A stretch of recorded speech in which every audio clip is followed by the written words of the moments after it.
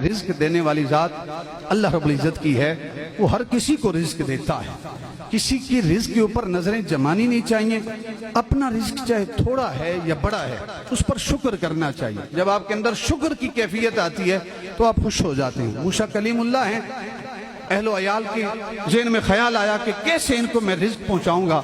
अल्लाह रब्बुल इज्जत ने इरशाद फरमाया, इमाम फखरुद्दीन राजी फरमाते हैं कि जो पत्थर पड़ा ना, इसके ऊपर अपना असा मारो, डंडा मारो।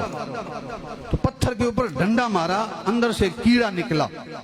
कीड़ा, उस कीड़े ने मुंह आसमान की तरफ उठाया है और वो कीड़ा क्या कहता है? वो कहते हैं सुबहान मन यरानी व यस्मउ कलामी व यअलमु मकानी व यज़कुरुनी वला यंसानी।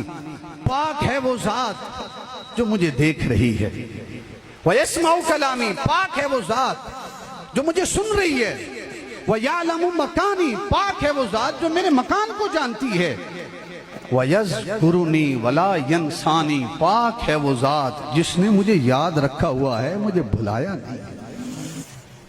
इंसान जो भी इस दुनिया पे आता है उसका रिज़्क अल्लाह रब्बुल इज्जत के जिम्मे है। हमें अपना सीना बड़ा करना चाहिए। किसी को अल्लाह ने रिज़्क की फरावानी दी है, उसके लिए मजीद दुआएं करें। और ये मुस्लिम शरीफ की रिवायत है, किसी को देख के जब आप दुआ करते हैं अल्लाह इसको मजीद दे, अल्लाह उसको बाद में देता है, पहले अल्लाह रब्बुल इज्जत आपको अता करता है।